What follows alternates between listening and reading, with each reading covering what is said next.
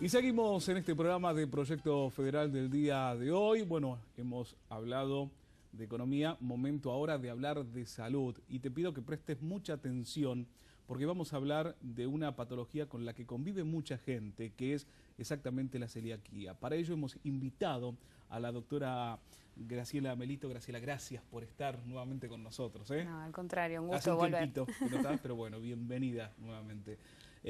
Antes de empezar, Graciela, quiero remarcar este trabajo que estás realizando en la Universidad Maimónides, dentro de la dirección de las cátedras de farmacia y bioquímica, ¿no? Exactamente, sí. Bueno, ahí felicitaciones. tratando de contribuir las profesionales de salud, a ver si aportamos un poco a la necesidad de la población. Vamos a sacar algunas dudas sobre este tema. Bueno, vamos a hablar ahora sí de la celiaquía, pero vamos a empezar por lo básico, lo fundamental. ¿A qué definimos ser celíaco? Bueno, la celiaquía es una enfermedad que es lamentablemente permanente, es una intolerancia permanente a una proteína que tienen ciertos cereales, que es el gluten. No se sabe bien las causas, se sigue investigando mucho. Hay alguna predisposición genética, hay algunas personas que tienen más tendencia a formarlo, y se creen que algunos factores en el desarrollo ambiental también lo pueden predisponer. Lo cierto es que está totalmente ligado a la alimentación, porque justamente es esta intolerancia que se provoca con esas proteínas que se llama gluten, particularmente con algunos componentes que tienen algunos cereales, no todos, que es el trigo, la avena, la cebada y el centeno. Por lo tanto, está totalmente ligado a los consumos de los alimentos que tienen. No hay una cura aún, después vamos a hablar de algunos avances que hay al respecto, y no hay un tratamiento ni tampoco farmacológico. Lo que hay es una necesidad de tener una detección temprana y correcta. Por eso tal vez desde el ámbito incluso nosotros de la farmacia y todos los ámbitos de salud, la interdisciplina es fundamental, como siempre lo decimos, porque podemos detectar casos que no se sepan que son celíacos. De hecho, por muchos años la celiaquía fue un misterio. Los síntomas generalmente son, como es un tema intestinal y es un problema en la absorción intestinal, y esa intolerancia genera una irritación. O sea, esa intolerancia provoca un proceso inflamatorio en el intestino. Entonces, generalmente esto está desarrollado a una descompostura, a problemas de digestión, o intolerancia a ciertos alimentos, pero hace muchos años no se sabía qué era. Se conocían otras intolerancias como la lactosa o algunos otros productos, pero no específicamente a esto. De hecho, mucha gente se ha enterado ya de adulto que tenía esta enfermedad. Por años las han tratado por problemas digestivos, por problemas de, no sé, colon irritable, por otras patologías, sin saber que tal vez era la celiaquía la causante. Hoy ya hay métodos diagnósticos mucho más avanzados, se puede ver con un análisis de sangre. Antes casi la metodología excluyente era llegar a una biopsia, que es un procedimiento más cruento, y hoy es confirmatorio, pero hay otros análisis y otra manera de detectarlo. Incluso el problema es en qué etapa de la vida, ¿no? Claro, no es lo mismo que te detecten de chico. Exacto. Después de 20 Exacto. Además, el desarrollo años, se da en cualquier momento, porque hay muchas personas que pueden comenzar a ser celíacos ya de grandes. No necesariamente esto es un proceso que se da sí o sí desde la infancia. O sea, lo puedes desarrollar en cualquier momento de la vida. En cualquier momento de la vida. Las sintomatologías, algunas son parecidas, porque todo lo que tiene que ver con la inflamación intestinal existe, o sea, lo que es eso, ese tema de estar, de no tolerar los alimentos y tener generalmente descomposturas y sentirse mal, es algo constante. No vamos a dar términos precisos médicos, pero eso es constante. Pero según la etapa de la vida también tiene otros síntomas. Generalmente, como eso produce una mala absorción intestinal, también cuando son chicos hay muchos problemas de nutrición, chicos que crecen poco, se asocian a otras enfermedades, muchas veces son diabéticos o tienen alguna otra patología, tiroide, por ejemplo. O sea, porque también se considera en muchos casos que es una enfermedad de tipo autoinmune. Son esas enfermedades donde nuestro propio organismo, nuestro propio sistema inmunológico ataca cosas que no tendría que pasar. Enfermedades autoinmunes conocidas son las diabetes, a veces también problemas de tiroides, que atacan como partes de nuestro organismo. En este caso, nuestro sistema inmunológico reacciona a proteínas de un cereal que generalmente se tendrían que tolerar normalmente, y sin embargo reaccionan de una manera alterada. Eso es lo que es la enfermedad celíaca.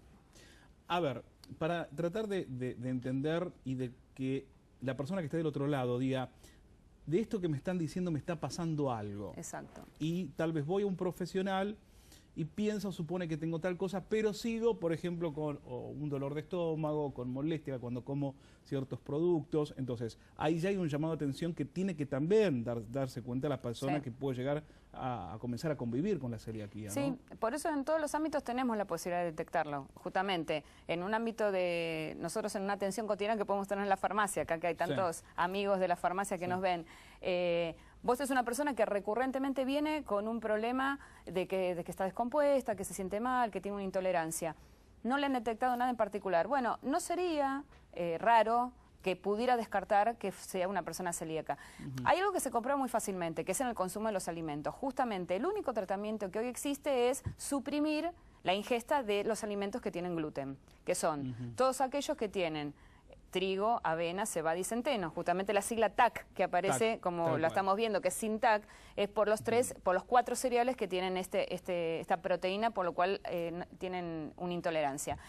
Muchas veces, cuando se empieza a probar de no consumirlos, empiezan a notar una mejoría. Bueno, eso ya es un indicio muy claro. Esos consejos se los puede dar diferentes profesionales si es que no llegó a una detección precisa. Y después el análisis de sangre, que hoy es muy sencillo. En un análisis, así como se detectan otras cosas, hoy hay una manera de detectar justamente la generación que hacemos en el organismo de esos anticuerpos y son totalmente medibles. Ya eso es un diagnóstico muy preciso. ¿Qué pasa con el tema de los alimentos? Porque obviamente cuando a vos te dicen, bueno, vas a convivir con celiaquía durante un tiempo, vamos a hablar de la vacuna sí o no, pero tus alimentos van a ser otros, va a cambiar tu forma de comer y cosas que por ahí estabas acostumbrado. Seguramente viene esa cuestión de que lo vas a terminar extrañando desde algún lugar, porque se trata de suplir algunos alimentos, lo sabemos, pero no es lo mismo, no es igual. Totalmente, justamente como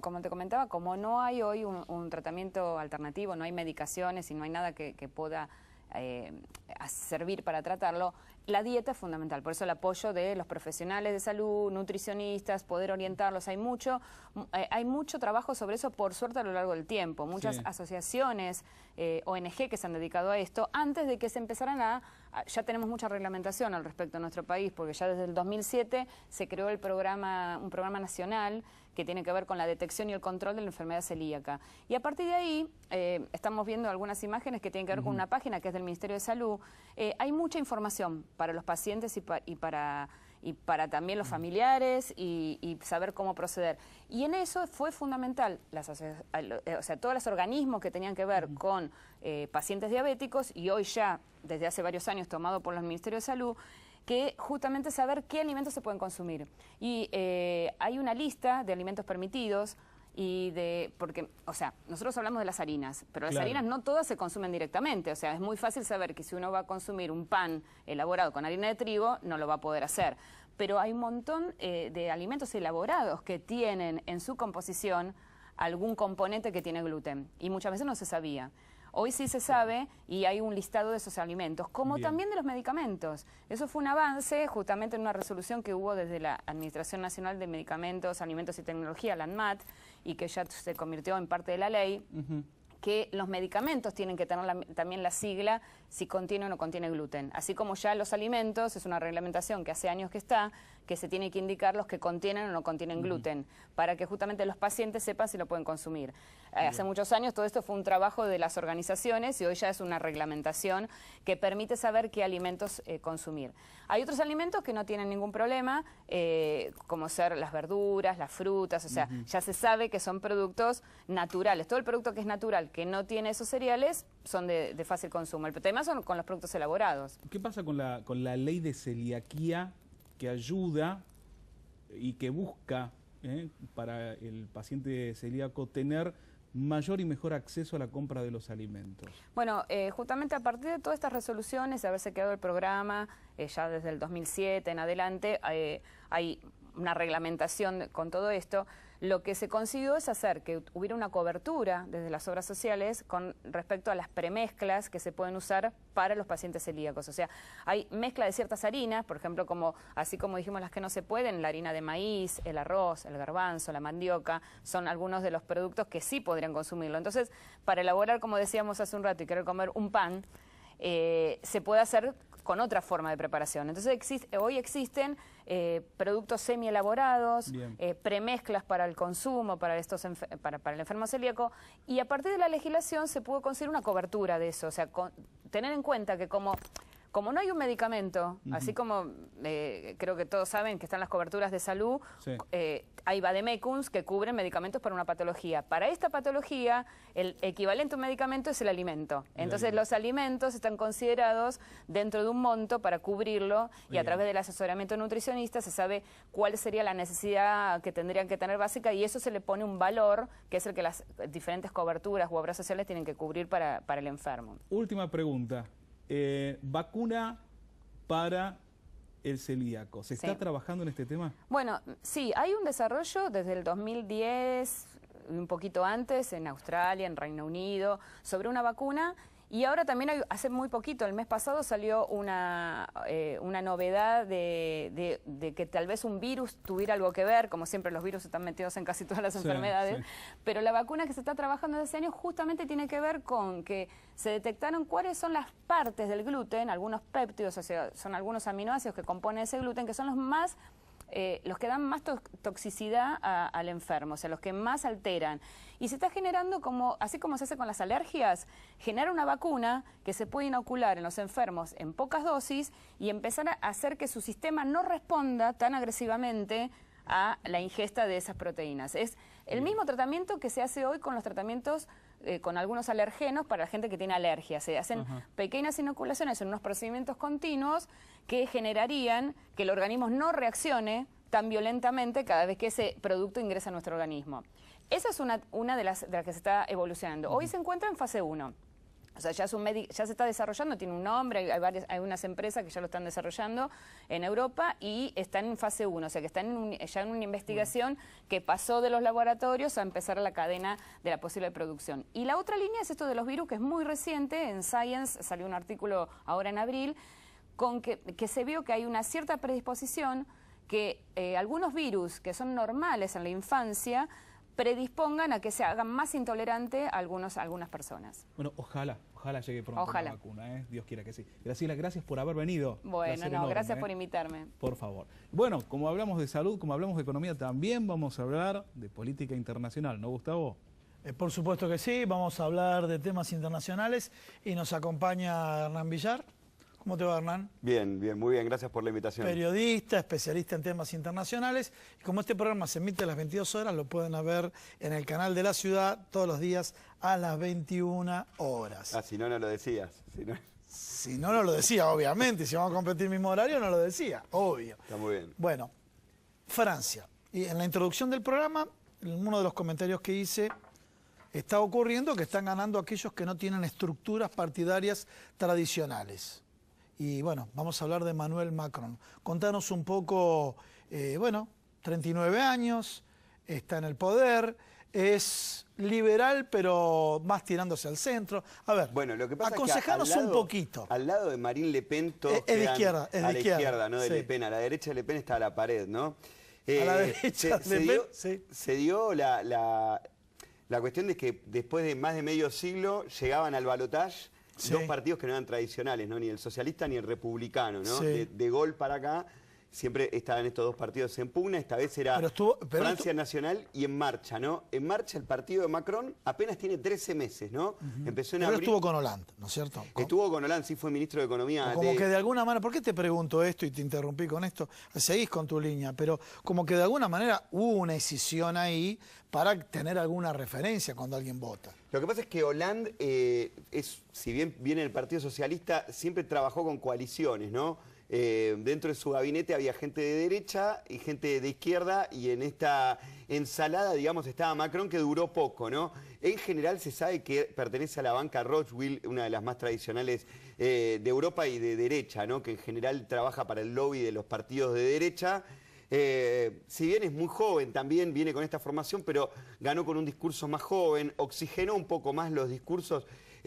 Sobre el final había ganado mucho lugar la ultraizquierda, Jean-Luc Mélenchon, y muchos creen que hubiese sido trágico, ¿no? Un desenlace, un balotaje entre Le Pen y Mélenchon, porque era jugar entre los dos lados, ¿no? Macron queda mucho más al centro que cualquiera de los dos escenarios. Es el presidente más joven que va a ocupar el Elíseo desde tiempos de Napoleón Bonaparte, que no fue presidente, pero que bueno, fue el líder de los franceses. Tiene algunas particularidades, como las revistas del Corazón remarcan la historia con Brigitte Macron, quien es su mujer, que era su maestra, que le lleva 25 años, que tiene hijos hasta más grande que Macron, ¿no? ¿Tiene hijos más grandes? Sí, sí, tiene 3 hijos. Uno tiene la edad de Macron, 39 años, y tiene otro de 42. Tiene nietos ya. Bueno, esos son los condimentos en la carrera a la presidencia. Discúlpame, ¿y eso suma o resta? Bueno, en la política francesa se da contrario a cualquier otro, ¿no? Porque los escándalos amorosos o las particularidades amorosas suman, ¿no? Sarkozy, Nicolás Sarkozy, Claro. El presidente anterior a François Hollande, se separó a los pocos meses y se casó con Carla Bruni, la modelo y sí. cantante italiana. Y bueno, a la gente le gustó, ¿no? Acá sería como un escándalo. François Hollande se le descubrió que iba a visitar a su amante, de apellido Gallet, se me va el nombre ahora, de la actriz francesa, que iba con la motito, el presidente francés ahora, no Sí, estoy sí. hablando hace 2, 3 años fue. Y las revistas del Corazón no se ocupan de qué pasa con la actual esposa, es como que celebran un poco el amor, ¿no? Sí. Van por el lado del amor y no del escándalo, ¿no? Sí, supongo que suma por ese lado, ¿no? Me parece que por el lado de Le Pen no había nada para en esos temas, ¿no? Está casada hace rato, para inclusive objetarle, claro. su marido está en el mismo partido político, aunque sí podíamos decir que Le Pen tenía la posibilidad de ser la primera mujer en ocupar el Elíseo, algo que pasaba lo mismo con Hillary en los Estados Unidos, si bien Hillary representaba más el centro que la derecha como Trump, ¿no? Pero bueno, en Francia no se discutió eso a la hora de las elecciones porque el partido, el Frente Nacional, es un partido patriarcal, vigoroso, ¿no? Entonces, dentro de esto, los movimientos feministas no veían como Le Pen un representante de su movimiento, si bien era una mujer, no representaba los valores feministas precisamente. Pero bueno, en este sprint final, un hombre que hacía un año no sabíamos quién era, que hace muy poquito no medía en las encuestas, llegó Álvaro Tach y ganó con una diferencia muy amplia. 65-35 más o menos son los últimos sondeos, con una abstención de casi el 40%. 40% de abstención. Sí, 38% del padrón no fue a votar. Hay que atender este síntoma también. 20 millones de franceses votaron por Macron y 11 millones votaron por Le Pen. Y esto me parece que hay que escucharlo porque tiene una retórica antimigratoria, antimusulmana, antiislámica muy fuerte y anti-Unión Europea, ¿no? Pretende que Francia salga de la Unión Europea porque en su discurso dice que la Unión Europea corrompió los valores tradicionales de Francia, ¿no?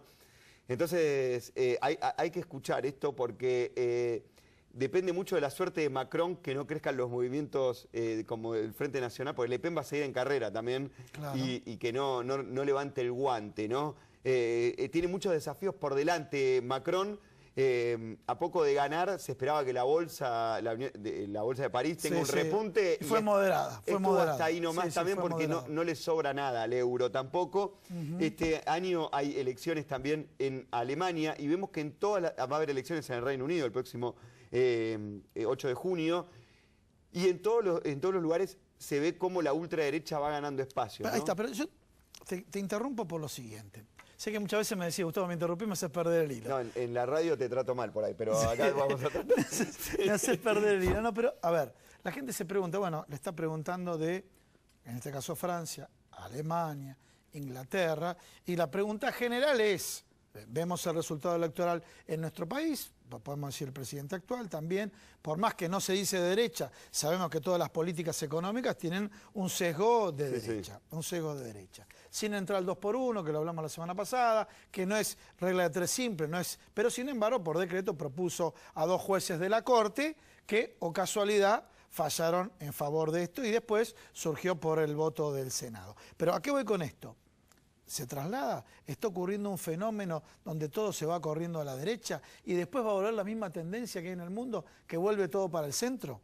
¿Cómo lo ves vos? Bueno, a mí me pasa que con 36 años y estudiando de jovencito, ¿no? Hace 3 menos que Le Pen. Sí, 3 menos que Macron, ¿no? Que Macron, discúlpame. Que Macron, discúlpame. No, lo que podemos hablar son de oleadas, ¿no? No me gusta hablar de ciclos porque los ciclos empiezan y terminan, ¿no? Sí. Algunos discursos que en los 90 estaban de moda, después entrado el nuevo milenio fueron criticados, como el neoliberalismo y demás, y ahora vuelven ayornados. Y yo creo que ocurre lo siguiente en todo el mundo, ¿no? de la caída del muro de Berlín, finales de los años 80, 89, 91, la caída de la Unión Soviética, se impuso un consenso en todo el mundo que es la democracia, ¿no? Que la democracia acá iba a educar, darnos comida, darnos un mejor estatus de vida. Entonces, te refieres a la campaña de Alfonsín. La campaña de Alfonsín. Pero bueno, eso más o menos, nadie discute la democracia como el estadio más evolucionado en términos de estructura social. Y lo que ha pasado en el último tiempo es que ha crecido mucho la desigualdad, ¿no?, en todos los países. Y eso hace que la gente empiece a criticar. Por ejemplo, en América Latina cada vez se suben más las encuestadoras que dicen que la gente preferiría perder un poco de libertad, que haya gobiernos más autoritarios, pero ganar en seguridad, ¿no? Cosa que al principio de milenio la gente lo que quería era más libertad y la seguridad pasaba por Pero otro lado. ese argumento se utilizó en el golpe militar, ¿eh? Claro, sí, por eso digo, se empiezan a sonar las primeras alarmas. Hoy no se discute todavía la democracia, pero hay estas cosas. Cuando Le Pen propone un Estado francés más policíaco en Europa, perseguir a los inmigrantes, hay que pensar que Francia tiene un montón de inmigrantes e hijos de inmigrantes, ¿no?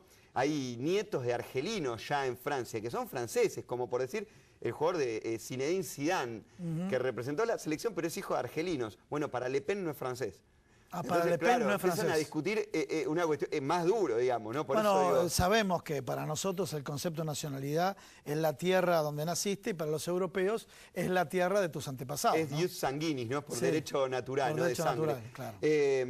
Pero bueno, me parece que es un poco estas cuestiones, ¿no? En América Latina surgieron muchos movimientos de centro izquierda y lo que vimos pasados 10 años es que hay pobreza, que hubo mucha corrupción también. Y bueno, me parece que los otros movimientos políticos se hacen fuerte con eso, ¿no? Polarizan con esto y conforme van pasando el tiempo, por ejemplo, en nuestro país, hubo un gobierno que si bien fueron dos presidentes, tuvieron el mismo tinte, porque Néstor Kirchner y Cristina Kirchner, cuanto más tiempo esas personas pasen en el poder, cada cosa que falte, cada demanda social que haya, se hace más fuerte del otro lado. Con polarizar hay que dejar que el tiempo pase y uno se hace más fuerte. Un poco en Brasil ocurrió lo mismo, ¿no? La oposición no propone nada, pero se opone a todo. Y así hicieron caer al gobierno también. Entonces, un poco pasa eso, ¿no? Con Trump en los Estados Unidos vemos lo mismo. Es antisistema totalmente. Critica todas las cuestiones, ahora le dieron la batuta, ¿no? Tiene los botones, como se le dice. Bueno, ahora hay que ver qué hace, porque si a Trump le va mal, vuelven los otros también. Entonces, claro, es como un poco el equilibrio se está haciendo así. Cuando hablaste de Trump, me queda, porque acá tocamos temas de salud, puede ser cortito, lo hacemos en otro programa, el tema del Obamacare, o sea, el sistema de salud en Estados Unidos, que 40 millones de personas no tenían cobertura, Obama quiso darle, ¿qué hace Trump ahora? Bueno, casi como su caballito de campaña, quiso tirarlo para atrás en los primeros 100 días, ¿no? Los 100 días en los gobiernos norteamericanos son muy emblemáticos, desde Roosevelt para acá. Y no, se lo echó para atrás el Congreso, y además tenía un costo político muy alto, le generaba un déficit fiscal. Sus propios asesores le dijeron, terminá de deshacerlo en los 4 años, entre los dos, y en los primeros 2 años o a lo largo de los 4 años de tu campaña. No le convenía, pero Trump va en contra del Obamacare y dentro del espíritu liberal de los Estados Unidos hay mucha gente que inclusive necesita el plan de salud, pero que se opone, que prefiere tener trabajo y pagarse el plan de salud que el Estado le dé un sistema de salud gratuito, ¿no? Eso tiene que ver con los valores norteamericanos. Pero Trump va en contra del Obamacare, dice que va en contra del espíritu norteamericano, ¿no?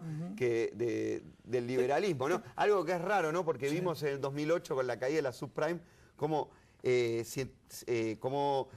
65 millones de norteamericanos quedaron sin su casa, ¿no? O sea, no fueron ejecutadas todos, pero todos quedaron con riesgo de perder el trabajo y demás. Ahí se empezó a impulsar el Obamacare. Bueno, no, a nosotros nos llama la atención esa visión que tienen de la esa visión que tienen de la salud, ¿no? Pero bueno, exacto, pero ¿no? A ver, responde a otra ideología, a otro país, otros problemas, menos desigualdad, por más que haya desigualdad, menos desigualdad, por lo menos de los que nacieron en Estados Unidos. Hernán Villar, muchísimas gracias. No, gracias a vos. En el cierre del programa vamos a escuchar una nota que le hicimos a José Urtubey, que estuvo presente en la reunión realizada con todos los delegados del interior del país de la Federación Argentina de Trabajadores de Farmacia.